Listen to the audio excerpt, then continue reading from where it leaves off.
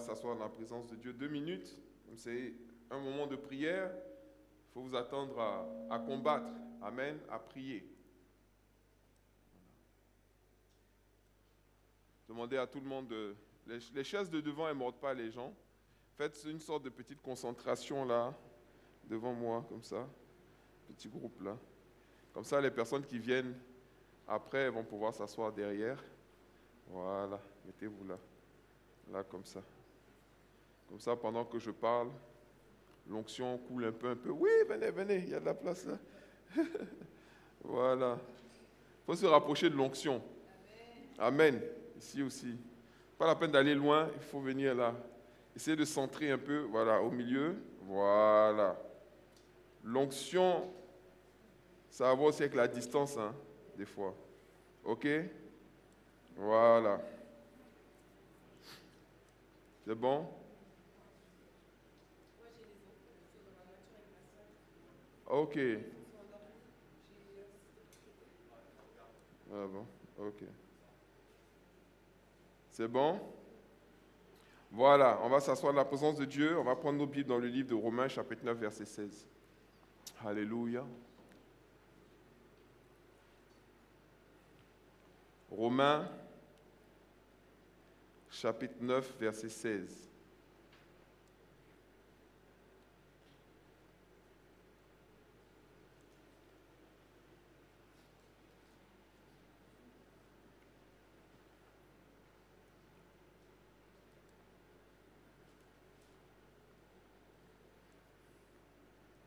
Ok, aujourd'hui nous allons faire ce que j'appelle une prière puissante pour abattre les forces d'opposition. Amen. Et dans Romains chapitre 9, verset 16, la Bible dit ceci: « Ainsi donc, cela ne dépend ni de celui qui veut, ni de celui qui court, mais de Dieu qui fait miséricorde. » Amen. Est-ce qu'on peut lire ensemble? Ainsi donc, cela ne dépend ni de celui qui veut, ni de celui qui court, mais de Dieu qui fait miséricorde. Amen. Dans ce verset, il dit que ça ne dépend pas de celui qui a la volonté d'avoir quelque chose, ou de faire quelque chose, ou de réaliser quelque chose, ou de devenir quelque chose, ni celui qui court, c'est-à-dire celui qui fait des efforts. Mais cela dépend de Dieu qui fait miséricorde. Amen. Et ce mot miséricorde, il est très important parce qu'il va revenir, et c'est sur ça qu'on va s'appuyer, sur la miséricorde de Dieu, pour pouvoir activer une grâce qui est extraordinaire. Alléluia, qui est à notre disposition. Nous devons savoir que Dieu veut que ses enfants réussissent. Il veut que nous réussissions dans tout ce que nous entreprenons. Amen. Il veut qu'on réussisse. Il veut que tu réussisses. Il veut que chacun d'entre nous ici, que nous réussissions. C'est pour ça que la Bible dit dans le livre de Josué, chapitre 1, verset 8, que ce livre de la loi ne s'éloigne point de ta bouche. Médite-le jour et nuit pour agir fidèlement selon tout ce qui est écrit. Car c'est alors que tu auras du succès dans tes entreprises, c'est alors que tu réussiras. Donc, un Dieu qui te dit que si tu suis sa parole, et si tu agis selon sa parole, c'est là que tu vas réussir. Amen. Ça veut dire que sa volonté, c'est que tu réussisses. Ce qu'il dit, c'est que tout ce qu'il y a dans la Bible, si on vit selon cela, si on applique cela dans notre vie, c'est alors que nous allons réussir dans tout ce qu'on entreprend. Amen. Dis à ton voisin dans tout ce que tu entreprends. C'est-à-dire les études, la carrière, le mariage, la famille, les affaires, le ministère, tout ce que tu veux faire, si tu vis, si tu agis selon la base de sa parole, tu vas réussir. Alléluia. Tu vas réussir. Donc, tu veux réussir dans tous ces domaines. Généralement, on va te dire, les gens qui font le développement personnel, il te faut un mental fort, il te faut la connaissance, il te faut la foi, la discipline. Mais il faut savoir qu'il te faut aussi abattre les forces d'opposition. Parce qu'il y a des choses que même si tu as le désir d'avancer, tu as la volonté d'avancer, tu as la volonté de réussir dans ta vie, et de réussir ta vie, il faut t'informer, il faut travailler, t'acharner à la tâche, mais il y a certains obstacles qui sont d'ordre spirituel, qui trouvent leurs racines dans le spirituel, que j'appelle les forces d'opposition, qui peuvent s'opposer à ce que tu réussisses dans tous ces domaines. Amen. Et il y en a plusieurs. Mais ce que nous devons savoir, c'est que la plus grande force d'opposition, c'est la mort. OK? C'est la plus grande force d'opposition.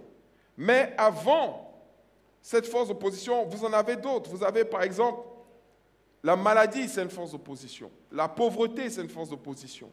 La malédiction, c'est une force d'opposition.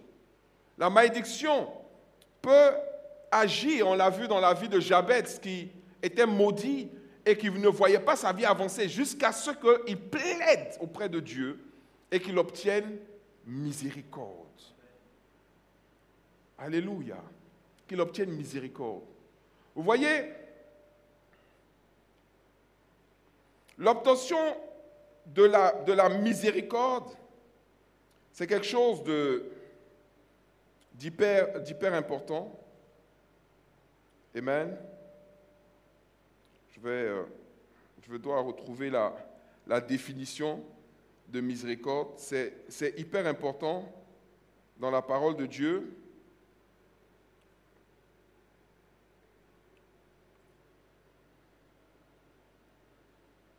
Il le dit, par exemple, si vous regardez, j'ai lu Romains 9, 16, où il dit ainsi, donc, cela ne dépend ni de celui qui veut, ni de celui qui court, mais de Dieu qui fait miséricorde. Vous avez Jacques chapitre 2, verset 13, où il dit, car le jugement est sans miséricorde pour qui n'a pas fait miséricorde. La miséricorde triomphe du jugement. La miséricorde, il dit quoi? La miséricorde triomphe du jugement. Ça veut dire que même s'il y a un jugement, la miséricorde de Dieu va se mettre au-dessus du jugement. Amen. C'est pour ça que quand Dieu fait miséricorde, tu ne peux plus parler de condamnation. Tu ne peux plus parler de transgression. Tu ne peux plus parler de malédiction. La miséricorde de Dieu va s'imposer à toutes ces choses-là. Amen. La miséricorde. Dis, Seigneur, fais-moi miséricorde. Dans Romains 9, 15, toujours, il dit, car il dit à Moïse, je ferai miséricorde à qui je fais miséricorde. Et j'aurai compassion de qui j'ai compassion. Amen. Ça veut dire quoi? Ça veut dire que Dieu n'a pas de compte à rendre à quelqu'un en ce qui concerne la miséricorde. Il fait miséricorde à qui il veut et la compassion à qui il veut. Vous voyez qu'il utilise ces mots de manière différente. Il y a miséricorde, il y a compassion. Amen. Mais sachez que souvent dans la Bible, le mot racine de miséricorde, qui est keshed, qui dit bonté, gentillesse, fidélité, c'est traduit dans la Bible par miséricorde, mais c'est traduit aussi par d'autres mots, tels que la faveur, quelquefois, tels que la patience, la douceur, l'amour, mais c'est traduit aussi par pitié.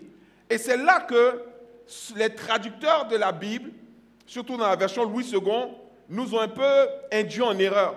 Parce qu'on pense que c'est la pitié de Dieu qui active le miracle.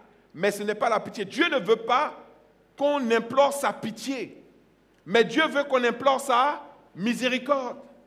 La miséricorde a plus de bagages, a plus d'impact dans notre vie que la pitié. Quand quelqu'un veut obtenir la pitié, il va insister sur sa situation. Vous voyez, quand les gens veulent vous toucher pour la pitié, il va pas dire, par exemple, les choses il ne va pas être honnête par rapport aux choses qui l'ont emmené dans cette situation. Il va tout simplement vous dire, regarde comment je suis, regarde, je suis sale, je n'ai pas à manger, je ne me sens pas bien, j'ai ceci, aie pitié de moi. Vous voyez? Mais ce sentiment de pitié ne vient pas de Dieu. Dieu ne veut pas que nous cherchions à susciter sa pitié. Dieu veut qu'on cherche à obtenir sa miséricorde. Vous voyez? Parce que celui qui est souverain de la miséricorde, c'est l'Éternel, c'est Dieu. c'est lui qui fait miséricorde. C'est pour ça qu'il dit, je fais miséricorde à qui je fais miséricorde. Et j'endurcis qui je veux endurcir. Amen. Donc si aujourd'hui, qui que tu sois, si aujourd'hui, tu peux recevoir la miséricorde de Dieu, tu peux toucher la miséricorde de Dieu, cette miséricorde-là va se manifester de manière puissante dans ta vie pour abattre les forces d'opposition. Quelles que soient ces forces d'opposition. Amen. Alléluia. Il y a un autre verset, vous voyez dans Exode chapitre 20, verset 6. Verset 5 à 6. Exode 20. Prenez Exode 20.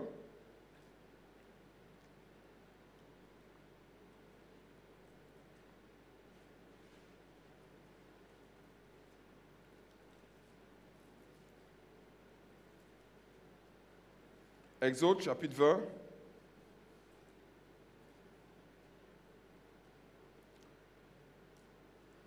Il parle, par exemple, là, il parle des idoles et de ceux qui adorent des statues et ce genre de trucs.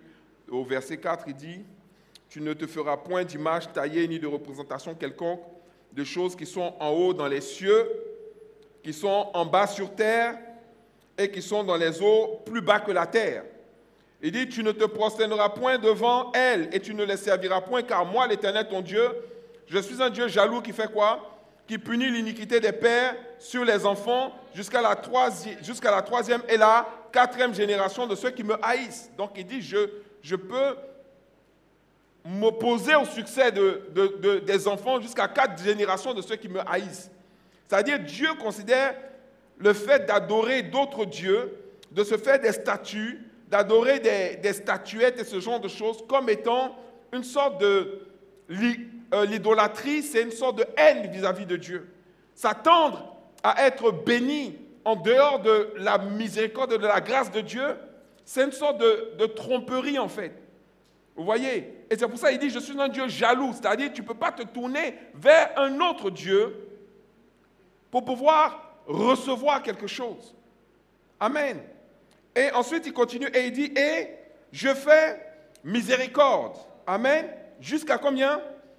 Jusqu'à 1000 générations à ceux qui m'aiment et qui gardent mes commandements. Alléluia.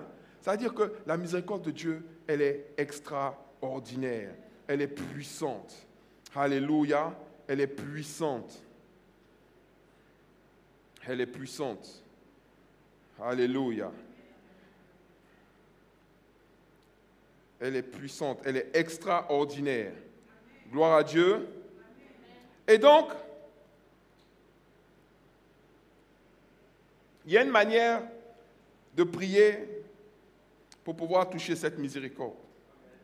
Parce que, comme je vous ai dit, il y a des choses, il y a des forces d'opposition, telles que des maladies incurables, c'est une force d'opposition. Tu peux dire, oui, j'ai la volonté, j'ai ceci, j'ai cela, mais il y a des maladies qui peuvent faire que tu ne peux plus avancer. Il y a des situations qui peuvent t'arriver, qui vont te bloquer, qui vont te stopper, qui vont faire que tu ne peux plus avancer. Il y a des choses qui vont s'opposer à ton succès dans un domaine quelconque, que ce soit les études, la carrière, le mariage, la famille, les affaires, le ministère et toutes ces choses-là. Mais la force d'opposition la plus puissante, comme je vous ai dit, c'est la mort. C'est la mort. Et Jésus a été confronté à cette force d'opposition. Il a été confronté à ça. Et il nous a montré le chemin. C'est pour ça que nous adorons le Seigneur. Parce que de tous les hommes qui ont vécu sur la terre, beaucoup sont morts. Beaucoup sont morts. En fait, ils sont tous morts. Tous les hommes vont mourir un jour ou l'autre. Mahomet, il a vécu sur la terre, il est mort. Il est resté mort. Tous les autres, les Confucius et tout ça, tous les autres prophètes qui ont marché sur la terre, ils sont morts et ils sont restés morts. Le seul qui est ressuscité, c'est Jésus-Christ de Nazareth. Et il n'a pas été vu par 2 personnes ou 3 personnes. Il y a eu 500 témoins qui l'ont vu physiquement. Et il était aussi, à un moment, avant de monter au ciel, il était arrêté devant des centaines de personnes lorsqu'il a été enlevé dans le ciel. Et un ange a dit que de la même manière que vous le voyez partir, c'est de cette même manière que vous allez le voir revenir sur la terre. Vous imaginez un peu ce qui s'est passé? Il nous a promis qu'il allait revenir de la même manière qu'il est parti. Ça veut dire qu'il va descendre comme ça sur la terre à un moment. Alléluia.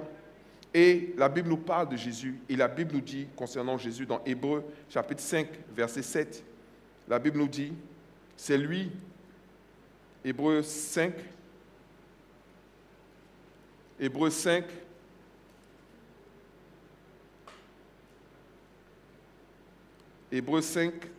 chapitre 5, alléluia. C'est là que tu vas comprendre pourquoi est-ce qu'on prie, tu vas comprendre pourquoi est-ce qu'on se lève dans la prière, pourquoi on doit se lever dans la prière, pourquoi est-ce qu'on doit crier à Dieu. La Bible dit que c'est lui, en parlant de Jésus, amen, il savait qu'il allait affronter la mort, il n'a pas cessé de le dire, il a dit à Pierre, il a dit à ses disciples, il a dit, vous voyez, comme Jonas a passé 3 jours dans le ventre de la baleine, moi aussi je vais passer 3 jours dans le ventre de la terre. Mais il ne faut pas que la terre puisse me retenir, il ne faut pas qu'elle puisse me bloquer, il ne faut pas qu'elle puisse vraiment m'empêcher de revenir. Amen. Et pour ça, la Bible nous dit que car c'est lui, Jésus-Christ, qui dans les jours de sa chair, dit les jours de sa chair. Les jours de sa chair, ça veut dire les jours où il a vécu comme ça, comme nous, parmi nous. C'est ça les jours de sa chair, quand il était encore dans la chair. Amen. Qui dans les jours de sa chair a présenté, ayant présenté avec quoi? Avec de grands cris et avec larmes, des prières et des supplications à celui qui pouvait le sauver de la mort. Amen.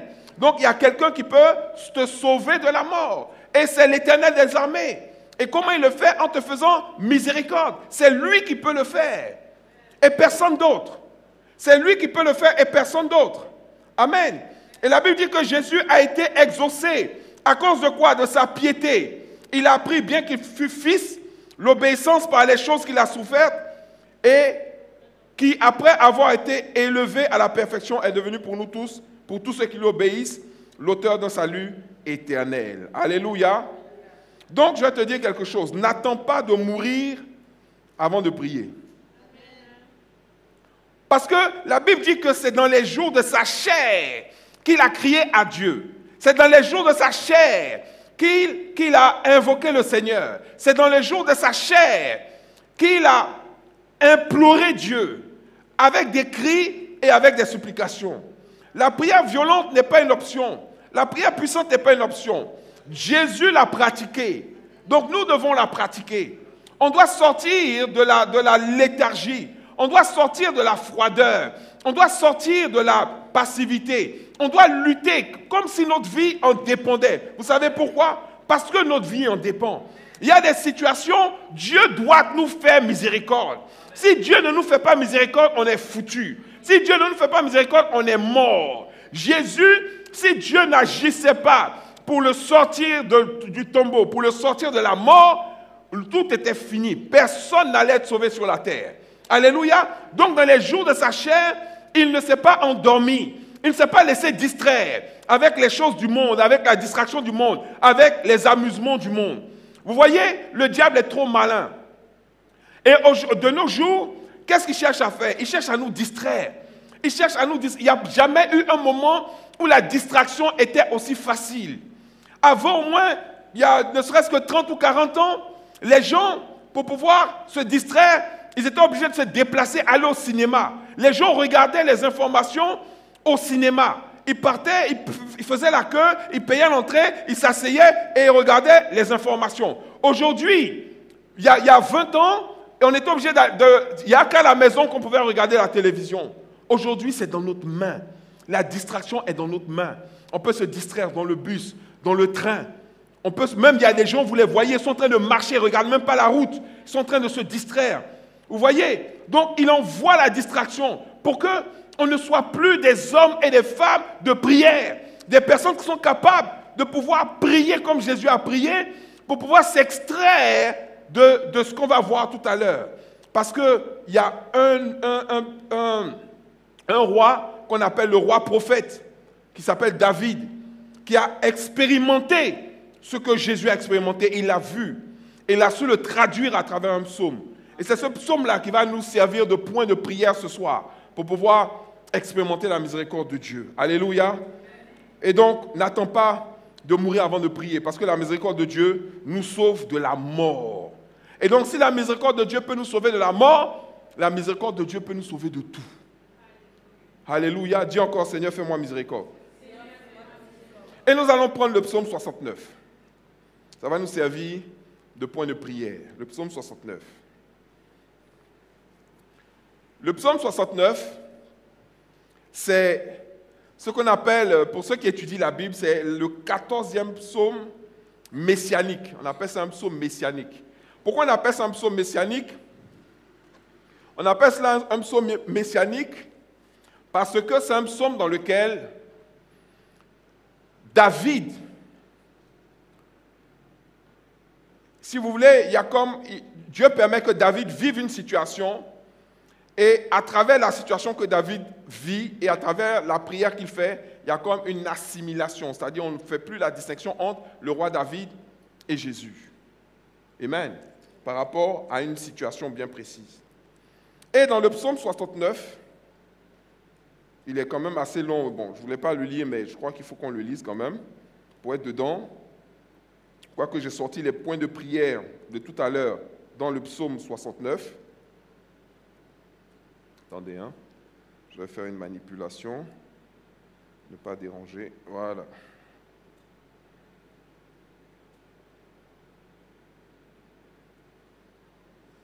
Dans le psaume 69, quelqu'un a trouvé? On aurait pu faire la lecture, mais bon, on va rester là. Vous voyez, la Bible dit que Jésus, dans les jours de sa chair, a fait des prières, non? Hein? Avec grand cri. Tu te demandes, mais quel genre de prière Jésus a pu faire? N'est-ce pas? Tu as envie de savoir comment Jésus a prié.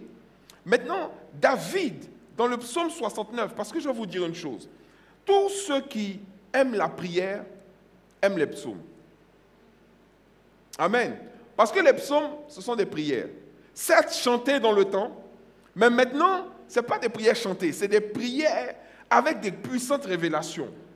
Et David, comme il aimait la présence de Dieu, il aimait baigner dans l'esprit, il aimait demeurer dans le Seigneur, le Saint-Esprit lui a permis d'expérimenter certaines choses. C'est comme ça qu'il a pu dire que le Seigneur a dit à mon Seigneur, assieds-toi à ma droite jusqu'à ce que je fasse de la terre ton marchepied. Qu'il a pu décrire la croix. Et il peut décrire la prière que Jésus a faite lorsqu'il était en train de passer les moments les plus difficiles et lorsqu'il faisait face aux plus puissantes forces d'opposition qui pouvaient exister. Amen. Et quelles étaient-elles? Il dit, sauve-moi, verset 2. Tu as trouvé? On peut lire ensemble. Sauve-moi, ô Dieu, car les eaux menacent ma vie. J'enfonce dans la boue sans pouvoir me tenir. Je suis tombé dans un gouffre et les eaux m'inondent. Je m'épuise à crier. Mon gosier se dessèche. Mes yeux se consument tandis que je regarde vers mon Dieu. Ils sont plus nombreux que les cheveux de ma tête. Ceux qui me haïssent sans cause. Ils sont puissants. Ceux qui veulent me perdre. Qui sont à tort mes ennemis. Ce que je n'ai pas dérobé, il faut que je le restitue. Ô Dieu, tu connais ma folie et mes fautes ne te sont point cachées. Que ceux qui espèrent en toi ne soient point confus à cause de moi, Seigneur, Éternel des armées. Que ceux qui te cherchent ne soient pas dans la honte à cause de moi, Dieu d'Israël. Car c'est pour toi que je porte l'opprobre, que la honte couvre mon visage. Je suis devenu un étranger pour mes frères, inconnu pour les fils de ma mère, car le zèle de ta maison me dévore, et les outrages de ceux qui t'insultent tombent sur moi. Je verse des larmes et je jeûne, et c'est ceux qui m'attirent l'opprobre. Je prends un sac pour vêtements et je suis l'objet de leur sarcasme, c'est-à-dire de leur moquerie. Ceux qui sont assis à la porte parlent de moi, et les buveurs de liqueur forte me mettent en chanson. Vous voyez ce qu'il dit? Il parle de son opprobre. Il va dénoncer 8 choses. 1. Je suis abandonné de mes amis. OK? Quand les forces d'opposition sont déchaînées contre toi, même tes amis, que tu considères, les gens que tu considères comme tes amis, commencent à te faire des choses que toi-même tu ne comprends pas, qui vont te blesser au plus profond de toi. Il s'est senti abandonné de ses amis. Jésus a été abandonné de tous. Même Pierre, on lui a demandé, Pierre, tu le connais? Il dit, Pierre dit, je ne le connais pas. Jésus a été abandonné de ses amis. Ensuite, il dit, abandonné de ses frères. Jésus a été abandonné de ceux qui ont mangé à sa table, de ceux avec qui il a partagé la Sainte Seine. Quelques heures avant, ils ont fui, ils l'ont abandonné.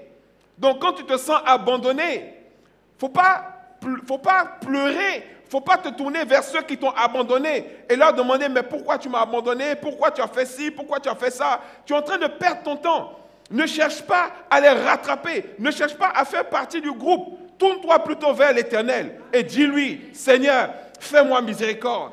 Parce que si Dieu te fait miséricorde, oh my God, ceux-là même qui t'ont abandonné autrefois, c'est eux qui vont te contacter à cause de ceux qui vont voir Dieu faire dans ta vie. Alléluia. Ne baisse pas les bras, mais tourne-toi vers l'Éternel. Ensuite, il dit, méprisé de mes ennemis. C'est-à-dire même tes ennemis te méprisent. Outragé par des moqueurs. Cinquièmement, objet de paroles blessantes. C'est-à-dire que toi-même, les gens ont une manière de te parler qui te fait mal. Et on dirait qu'ils se sont donné le mot parce que eux tous, ils parlent de la même manière. C'est-à-dire ça te fait mal, mais c'est comme s'il se passait le mot. Et tu ressens ces choses-là dans les paroles des gens. Même les soulards se moquent de toi. C'est ce qu'il dit. Il dit, les gens qui boivent les liqueurs fortes, là-bas, ils se moquent de moi. Ok? Tu t'enfonces, mais ce qu'il a dit qui est le plus parlant pour moi, surtout dernièrement, il dit, tu t'enfonces dans la boue.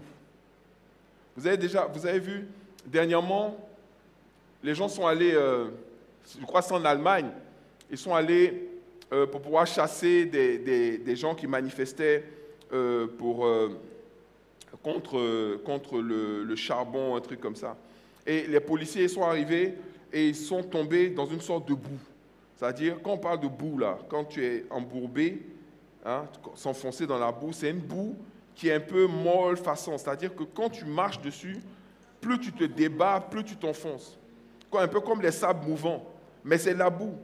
Vous voyez? Et on voyait les policiers là qui s'enfonçaient, littéralement. Ils n'ont pas pu faire ce pour lequel ils étaient venus parce qu'ils n'ont pas vu la boue. Ils sont venus, ils sont rentrés dedans et ils ont commencé à entrer dans la boue. Vous voyez? Et le problème de la boue, c'est que plus tu te débats, plus tu vas rentrer. Plus tu te bats, plus tu vas rentrer. Et la seule chose qui peut te permettre de sortir de cette boue-là, encore, c'est la miséricorde de l'Éternel. C'est la miséricorde de l'Éternel. Alléluia. Et huitièmement, il disait qu'il avait le cœur brisé. Vous pouvez vous imaginer Jésus qui regardait les gens et qui disait, j'ai le cœur brisé. Mais, au verset 14, il dit quelque chose. Au verset 14, on va le lire ensemble, ou si quelqu'un a trouvé. Si quelqu'un lit, il faut qu'il ait le micro. Donc, il dit, je vais lire, c'est pas grave, je vais lire. Il dit, parce qu'il faut qu'on a encore quelques minutes pour prier. Il dit, mais je t'adresse ma prière, ô Éternel. Amen. Je vis toutes ces situations, je suis dans l'opprobre, je suis l'objet des sarcasmes, mes frères m'ont abandonné, je sens que les gens se moquent de moi parce que ma vie est tellement dans une forme de catastrophe. Et il dit, mais je t'adresse ma prière, ô Éternel, que ce soit le temps favorable, c'est-à-dire même si le temps n'est pas favorable, que le temps devienne favorable. Même si le temps n'est pas favorable, qu'il devienne favorable. Alléluia. Ô Dieu, par ta grande bonté, réponds-moi en m'assurant ton secours. Alléluia. Et c'est là maintenant qu'il va commencer à énumérer les points de prière sur lesquels nous allons prier. Quelle est la première chose qu'il demande? Retire-moi de la boue et que je n'enfonce plus. Alléluia. Il dit ensuite que je sois délivré de mes ennemis et du gouffre. Alléluia. Que je sois délivré de mes ennemis et du gouffre. La délivrance est importante. Il faut que la miséricorde de Dieu opère dans ta vie la délivrance. Que les flots ne m'inondent plus. Que l'abîme ne m'engloutisse pas. Que les fosses ne se ferment pas sur moi. Alléluia. Que les fosses ne se ferme pas sur moi. C'est-à-dire que même si on t'a couché dans un tombeau, il ne faut pas que les gens arrivent à fermer ce tombeau-là. Alléluia. Exauce-moi, ô Éternel, car ta bonté est immense et tes grandes compassions tournent vers moi les regards. Quand il dit tes grandes compassions, je vous ai dit, miséricorde est traduit par plusieurs mots, notamment bonté, mais également compassion. Donc il dit que ta grande miséricorde tourne vers moi ses regards. Et ne me cache pas ta face, et ne cache pas ta face à ton serviteur, puisque je suis dans la détresse, à toi de m'exaucer. Alléluia. Alléluia. Voilà comment Jésus a pu crier à Dieu. Voilà comment Jésus a pu prier. Voilà comment Jésus a pu intercéder dans les jours de sa chair pour que Dieu agisse dans sa vie. Personne ne va devenir plus grand que sa vie de prière. Si tu n'as pas de vie de prière, oublie. Tu n'as pas de vie de prière, oublie la victoire sur les forces d'opposition. Être une femme de prière, être un homme de prière n'est pas une option. Si tu veux entrer dans la plénitude de l'accomplissement de ta destinée, ce n'est pas une option. C'est quelque chose que tu dois développer. C'est quelque chose pour lequel tu dois te battre. C'est quelque chose dans lequel tu dois t'appliquer à une certaine discipline. Si Jésus l'a fait, c'est qu'on doit le faire. Parce qu'il aurait pu dire, je suis le Fils de Dieu. Il aurait pu dire, je suis le Fils de Dieu, je suis le Messie. Je n'ai pas besoin de prier. Je viens de la présence de Dieu. Il dit, personne n'a vu Dieu, si ce n'est celui qui est venu de Dieu. Lui, il a vu Dieu. Toi, tu n'as pas vu Dieu. Nous n'avons pas vu Dieu. Mais quand il est venu, ayant vu Dieu, il a prié, il a crié, il a pleuré pour que Dieu lui fasse miséricorde. À combien plus forte raison, nous également, nous devons développer une vie de prière. Les choses ne vont pas arriver par hasard dans notre vie. Ça ne va pas arriver par magie. Ça ne va pas tomber du ciel. Ça va arriver parce qu'on va les provoquer. Alléluia. Et les forces d'opposition, pour que ces forces puissent tomber devant toi, il faut que tu sois une femme, un homme de prière. Amen. Alléluia. Donc, on va se lever. Et c'est ce que David était. David était un homme de prière. Alléluia. David était un homme de prière. C'est pour ça que vous voyez dans la Bible qu'il y a tous ces psaumes-là. Tous ces psaumes-là, ce sont les prières de David. Les psaumes, ce sont des prières essentiellement écrites par David. Amen. Donc tu vas te lever et on va prier ensemble. Parce qu'il a essentiellement posé des points précis, amen, de prière. Premier point, il dit quoi? Retire-moi de la boue que je ne m'enfonce plus. Alléluia. Tu vas lever ta voix ce soir et tu vas crier à ton Dieu. Tu vas dire, Seigneur, retire-moi de la boue et que je ne m'enfonce plus. Alléluia. Parce que plus je me débat, plus je m'enfonce. Retire-moi de la boue, Seigneur, que je ne m'enfonce plus. Fais-moi miséricorde ce soir et permets que je ne m'enfonce plus au nom de Jésus. Élève la voix et prie ton Dieu. Alléluia. Élève la voix, élève la voix. Et retire-moi de la boue.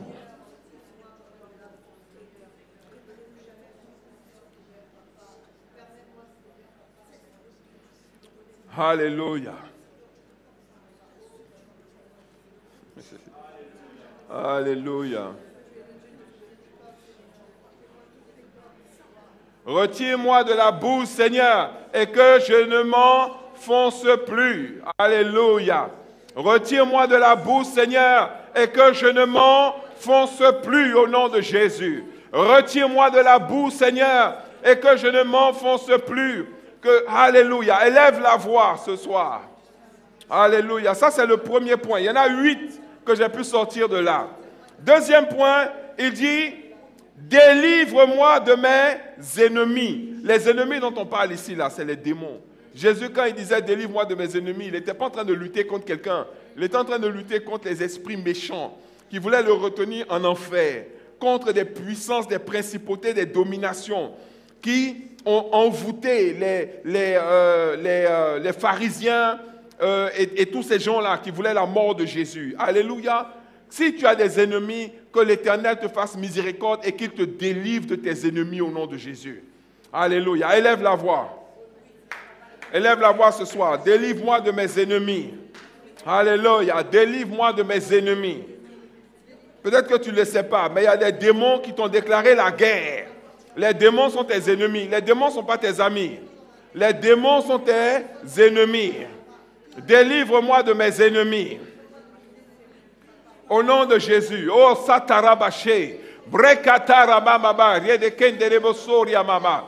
Délivre-moi de mes ennemis, Seigneur. Délivre-moi de mes ennemis. Délivre-moi de ceux qui veulent me faire la guerre. Délivre-moi de ceux qui me font la guerre. De ceux qui m'ont déclaré la guerre. De ceux qui veulent ma mort. De ceux qui veulent ma fin.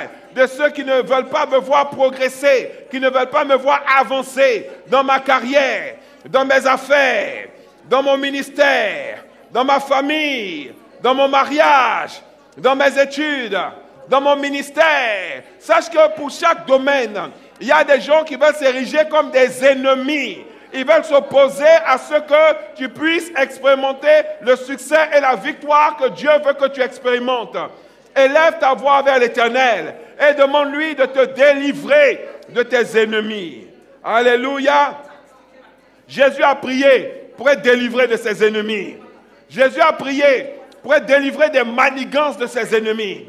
David a prié pour être délivré de ses ennemis. Ce n'est pas pour rien qu'on appelle David, qu'on appelle Jésus le rejeton de la tribu de David. Ce n'est pas pour rien qu'on appelle Jésus le lion de la tribu de Juda.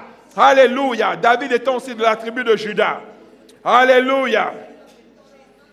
Délivre-moi de la puissance de l'ennemi. Amen. C'est une chose d'être délivré de tes ennemis. C'est une autre chose d'être délivré de la puissance de tes ennemis. De l'ennemi. La puissance de l'ennemi, c'est ce qu'il appelle l'abîme. Quand il dit « délivre-moi de l'abîme ». Parce que c'est comme une atmosphère qui crée. Vous savez, quand le diable attaque la vie des gens, il va essayer de créer une sorte d'atmosphère autour d'eux. Quel que soit l'endroit où tu vas, c'est comme si cette atmosphère-là te suivait. Ça te poursuit. Cette atmosphère-là, elle doit partir loin de toi au nom de Jésus. Élève la voix et prie ton Dieu. Alléluia. Que la puissance de l'ennemi sur ta vie soit neutralisée, soit chassée, soit vaincue au nom de Jésus. Peut-être que toi, tu ne la vois pas, mais le diable s'en sert. Il s'en sert pour provoquer toujours des dissensions entre toi et puis les gens qui sont supposés te soutenir. Et puis les gens qui sont supposés t'aider. Quand ils te voient, ils sont influencés par ces esprits, par cette atmosphère, qui fait qu'au lieu de t'aider ou au lieu de tenir leur engagement, au lieu de faire ce qu'ils sont appelés à faire dans ta vie, ils renoncent à cela. Et des fois même, ils te traitent comme un ennemi. C'est le diable qui est derrière ça. Il est vaincu au nom de Jésus. Élève la voix et prie ton Dieu. Élève la voix. Élève la voix. Que la puissance de l'ennemi soit neutralisée, vaincue et chassée loin de toi au nom de Jésus. Au nom de Jésus. Que cette atmosphère qui veut mettre autour de toi soit chassée loin de toi au nom de Jésus. Que les ténèbres s'éloignent de toi au nom de Jésus.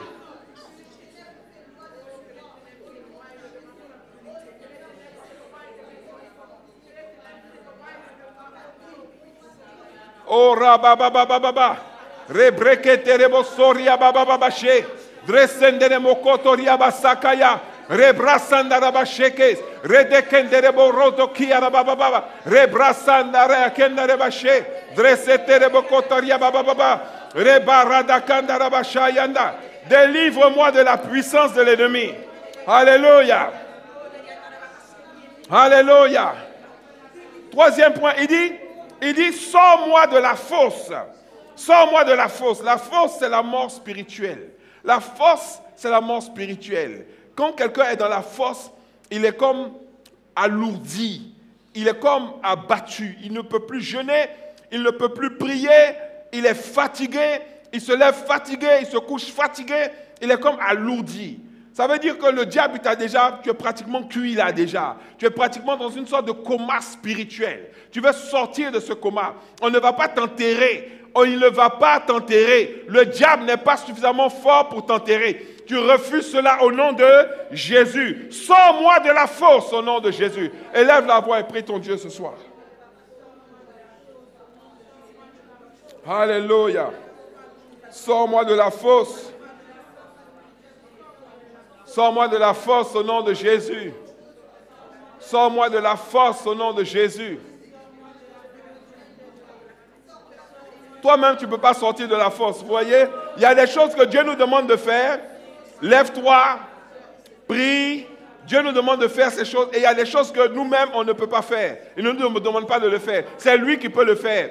Si quelqu'un est dans la force, il n'y a que l'Éternel qui peut le sortir de la force. Alléluia. De la même manière que Jésus était dans la force aussi. Il était dans le tombeau. Et c'est l'Éternel qui l'a sorti. La Bible dit que si celui qui a ressuscité Christ entre les morts habite en vous, il redonnera vie à vos corps mortels. Alléluia. S'il y a une maladie quelconque dans ta vie, tu vas lui dire de sortir de ta vie au nom de Jésus. Sors de ma vie. Que toutes sortes de douleurs, de maladies, de lourdeurs, d'opposition spirituelle, physique, sortent de ma vie au nom de Jésus. Au nom de Jésus. Au nom de Jésus. Sors-moi de la force. Alléluia, alléluia. Alléluia. Sors-moi de la force. Après, il va dire ceci. Cinquièmement, ne me cache pas ta face.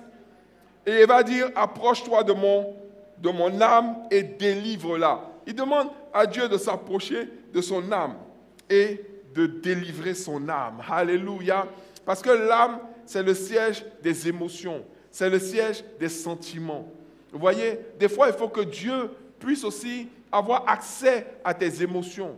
Parce qu'il y a des personnes qui ont les émotions à fleur de peau. Tu as tellement souffert que tes émotions maintenant sont affectées.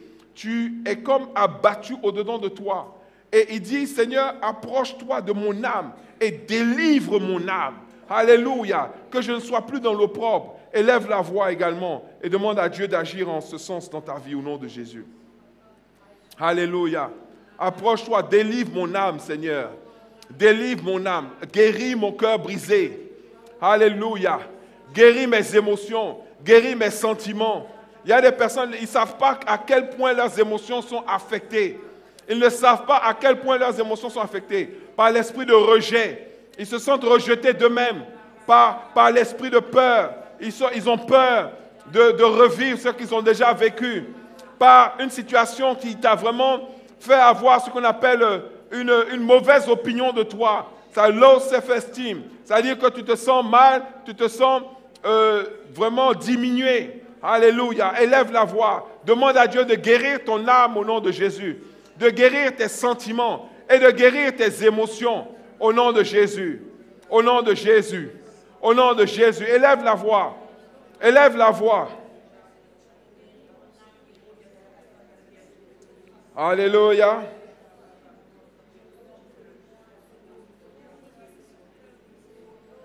Soyez des hommes et des femmes de prière. Qu'est-ce qu'il y a? Il ne faut pas être fatigué déjà. Alléluia. Vous allez répéter après moi. Parce qu'on dirait que vous c'est chaud. Vous allez répéter après moi.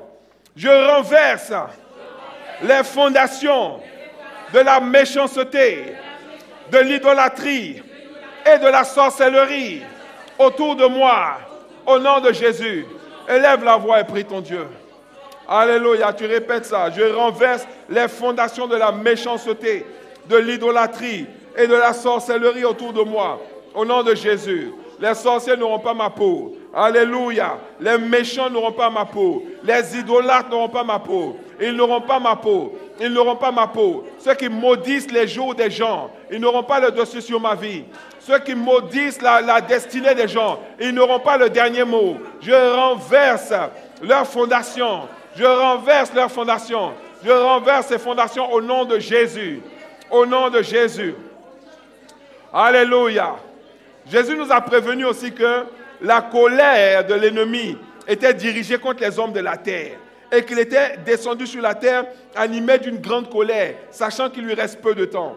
Moi, je déclare que la colère de l'ennemi est réduite au silence dans ma vie au nom de Jésus. Alléluia. La colère du diable dans ta vie est réduite au silence. Il peut manifester sa colère sur qui il veut, mais lorsqu'il arrive devant toi, il se tait au nom de Jésus. Élève la voix et prie ton Dieu. La colère de l'ennemi est réduite au silence dans tes circonstances, réduite au silence dans ta vie au nom de Jésus. Élève la voix. C'est réduit au silence.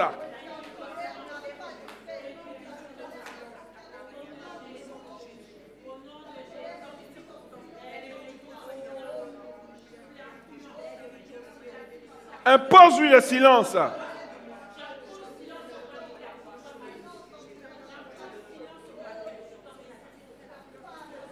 Vous voyez, le diable était en colère contre Job.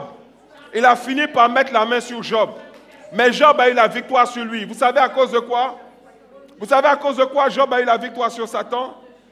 À cause de la miséricorde de Dieu. Dieu lui a fait miséricorde et il a pu renverser la situation. De la même manière, le diable était en colère contre Jésus et il a fini par mettre la main sur Jésus. Je vais vous dire une chose, quand le diable est en colère contre quelqu'un, il va trouver une situation, une solution pour pouvoir toucher cette personne-là. Alléluia. Mais ne te laisse pas faire. Ne te laisse pas faire. Jésus ne s'est pas laissé faire. Jésus a renversé la situation. La situation a été renversée à son avantage. Comme la situation de Lot a été renversée à son avantage.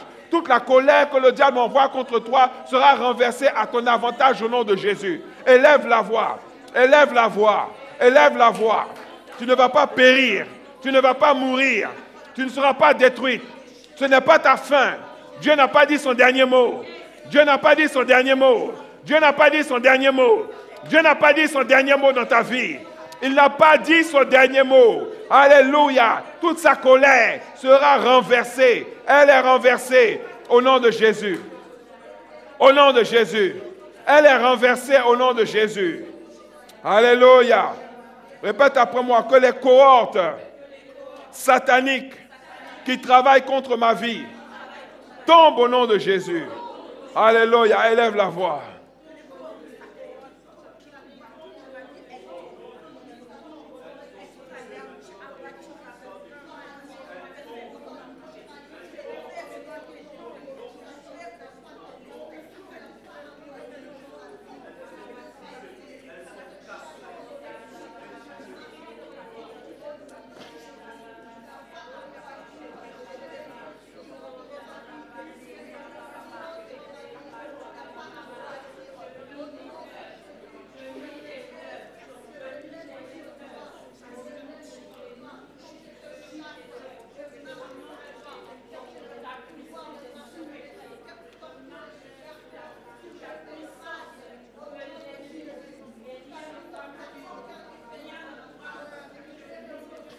Elle tombe au nom de Jésus. Alléluia.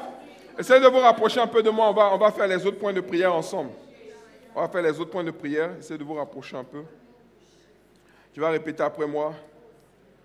Toutes les conspirations maléfiques contre mes affaires, mon mariage, mes études, ma carrière, ma famille, mon ministère, soient dispersées au nom de Jésus.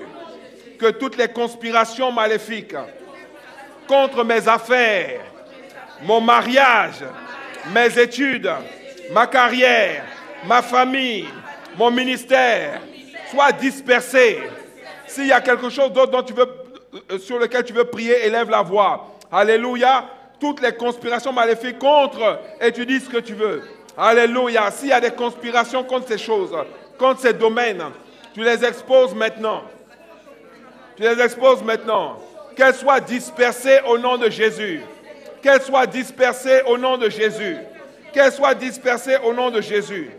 Alléluia. Répète après moi. Les agents de ténèbres plantés dans mes affaires et dans mes circonstances sont exposés et disgraciés au nom de Jésus. Tous les agents de ténèbres qui sont plantés dans mes affaires et dans mes circonstances sont exposés et disgraciés au nom de Jésus. Tout prince ou princesse des ténèbres intronisé pour influencer ma destinée est exposé et disgracié au nom de Jésus. Alléluia. Élève la voix pour que tout agent maléfique, tout agent mauvais contre ta vie soit exposé. Exposé et disgracié. Exposé et disgracié. Exposé et disgracié. Exposé. Ils vont être exposés et disgraciés.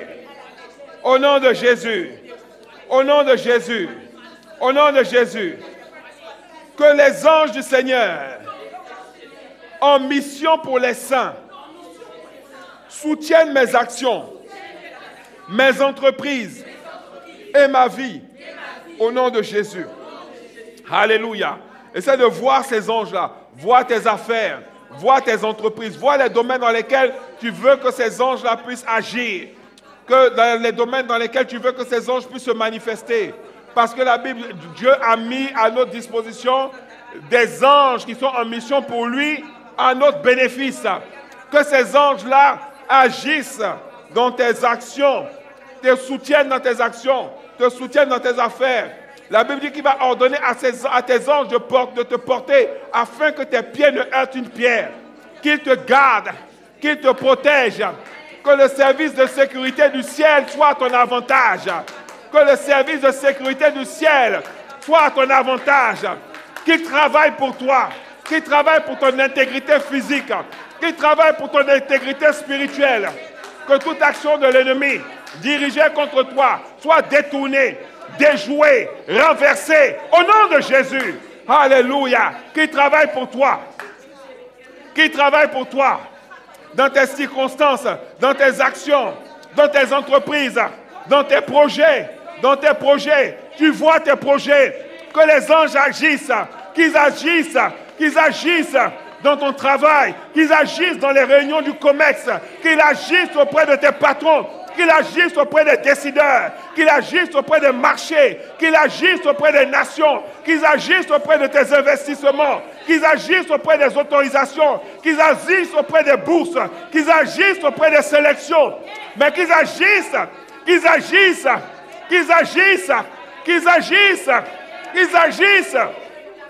au nom de Jésus. Que tous ceux qui ont affaire à toi sentent qu'il y a des anges qui travaillent avec toi, qu'il y a des anges qui travaillent pour toi, qu'il y a des anges qui travaillent pour ta destinée, pour l'accomplissement de ta destinée, pour la percée de tes affaires, pour la percée de tes actions, pour la percée de ton ministère, pour la percée de tes entreprises, pour la percée de tes enfants, pour la percée au nom de Jésus. Au nom de Jésus. Au nom de Jésus. Qu'ils soutiennent la vie de tes proches. Alléluia. De tes bien-aimés, de ton épouse, de ton époux, de tes enfants, de tes parents au nom de Jésus. Alléluia. Tu vas lever les mains vers le ciel. Tu vas lever les mains vers le ciel. Oh Dieu de gloire, je bénis ton nom, Seigneur.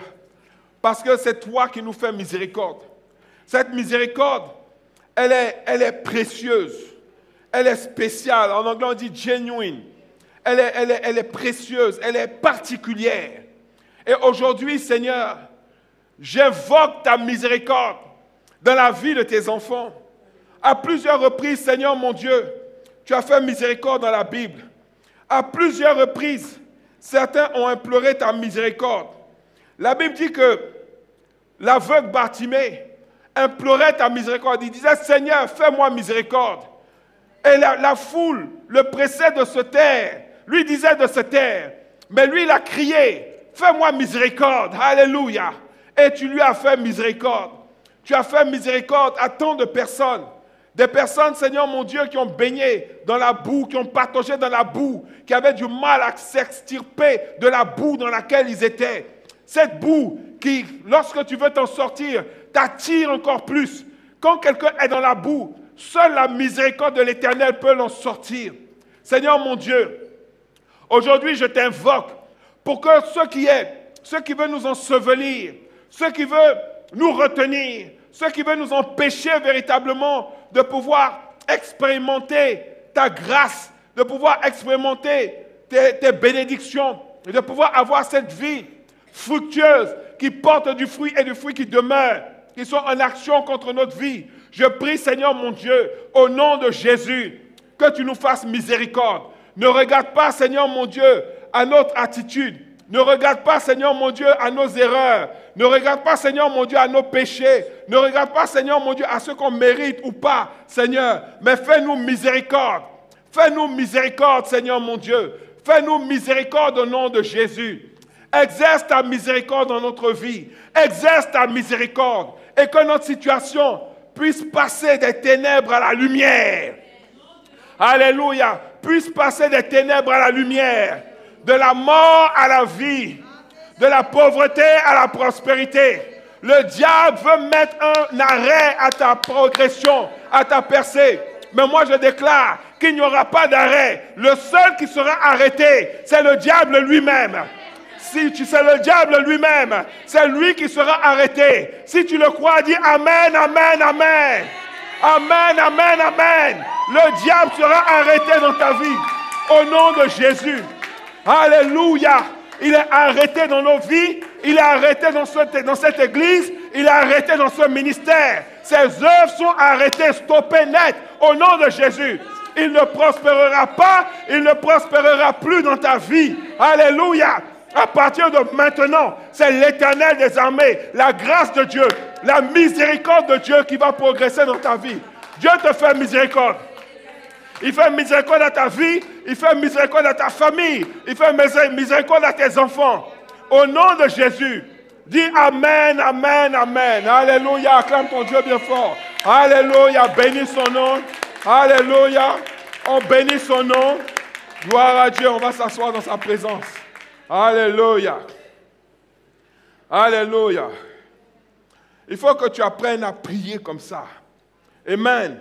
Il faut que tu apprennes que tu aies une vie de prière. Il faut que lorsque on convoque des moments de prière comme ça, il faut que tu sois vraiment déterminé à faire bouger les choses. La Bible dit, 1 chassera 1000, 2 chasseront 10 000. Lorsque l'église de Jésus se rassemble pour pouvoir prier réellement, avec foi, avec force, avec puissance, avec vitalité, il y a quelque chose qui se passe. Le monde des ténèbres est ébranlé. Alléluia. Et il y a plusieurs formes de prière. Il y a une dimension de prière que tu vas atteindre chez toi à la maison. Mais il y a une dimension de prière que tu ne peux atteindre que lorsque tu te réunis avec tes frères. Alléluia.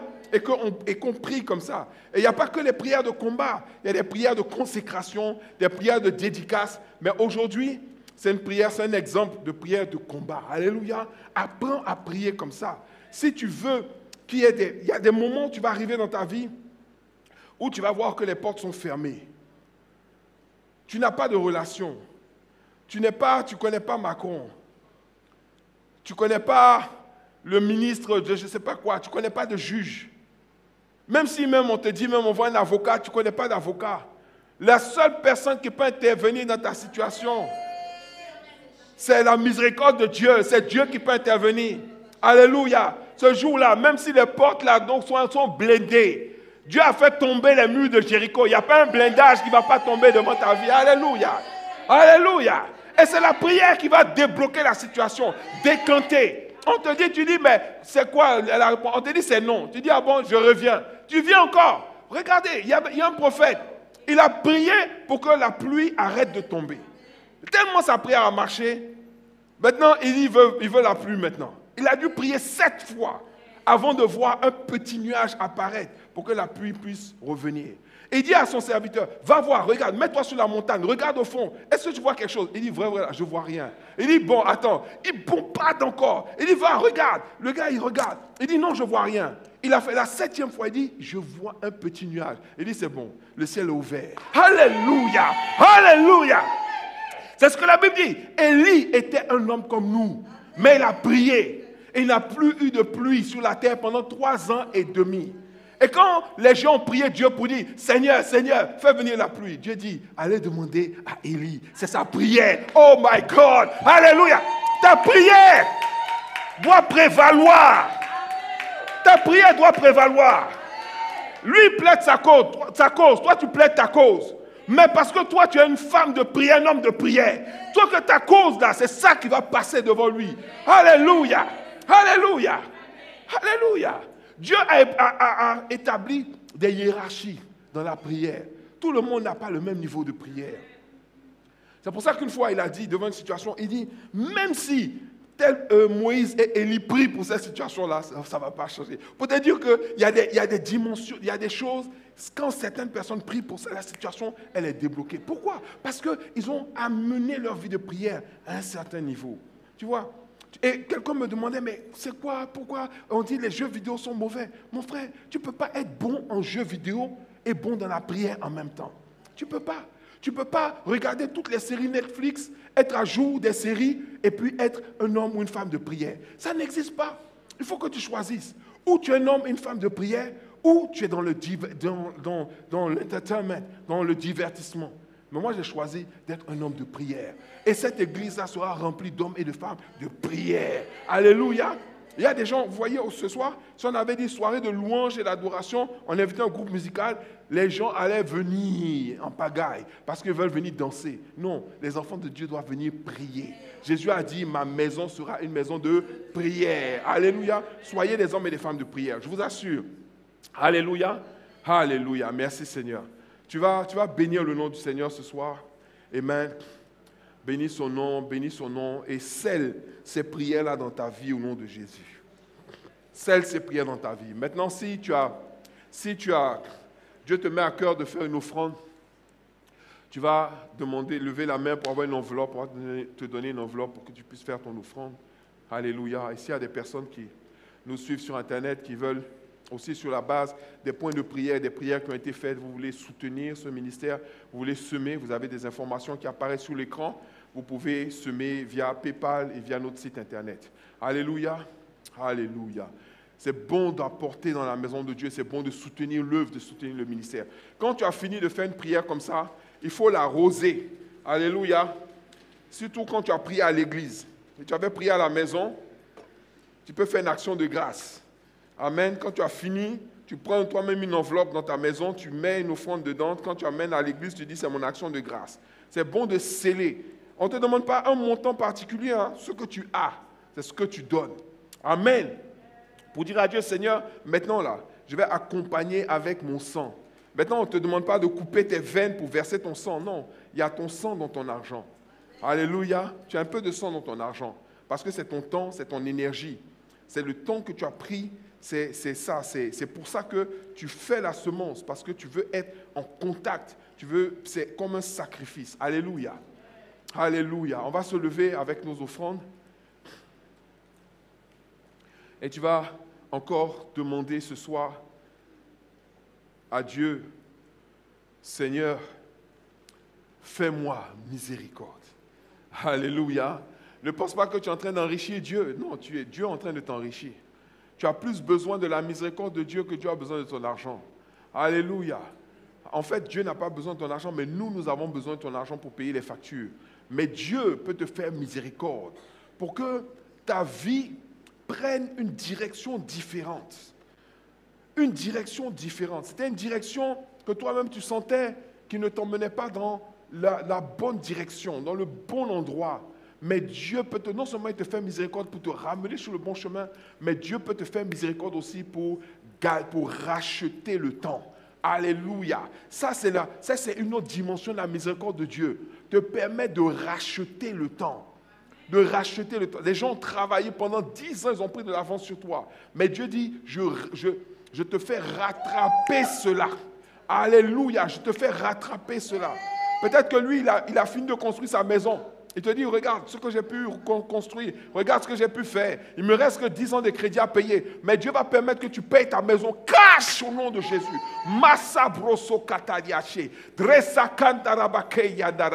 Que Dieu, vous savez, en France, les gens ont limité la puissance de Dieu à une certaine dimension de miracle.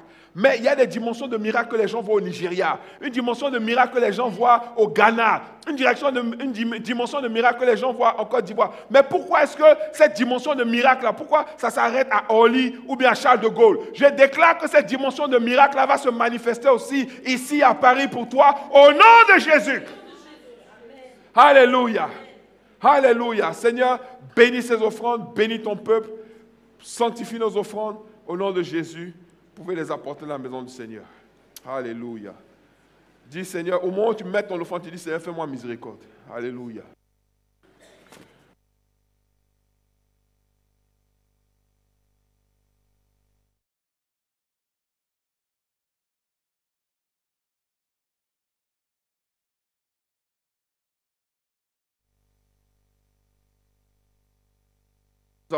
Nous avons fini. Amen. On va se lever pour la fin, pour la prière de fin.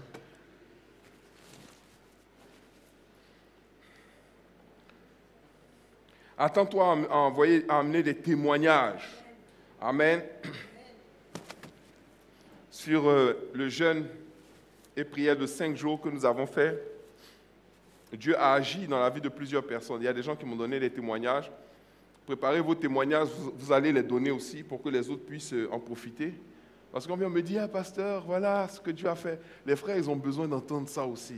Amen. Ils ont besoin d'entendre parce que les 5 jours de jeûne et prière qu'on a fait ont porté des fruits dans notre vie. Et ce n'est pas fini.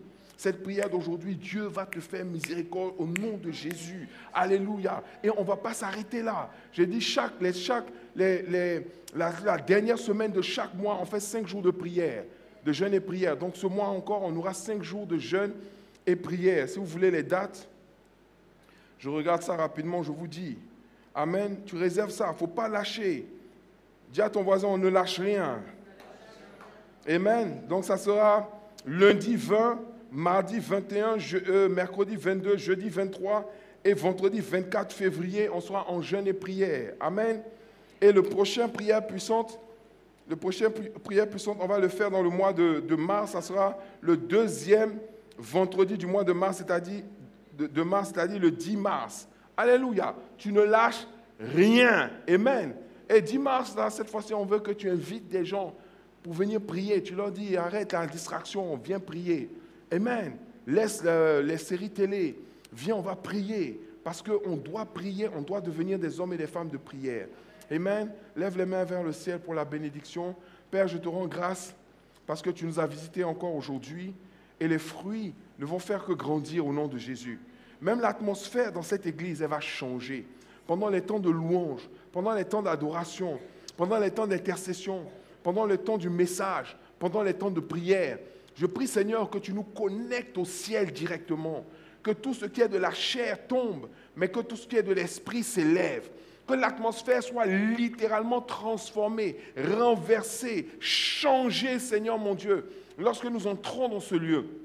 Pour voir ta gloire se manifester, que nos vies soient impactées de manière irréversible, Seigneur, et que nous assistions, Seigneur, à l'émergence de ta gloire dans notre vie, car, contrairement à ce que les gens disent, oui, Seigneur, tu veux que nous manifestions ta gloire, que ta gloire soit palpable dans notre vie. J'appelle cette gloire à se manifester dans nos vies, au nom de Jésus, et le peuple de Dieu dit, Amen. Allez dans la paix du Seigneur. Rendez-vous dimanche. Alléluia.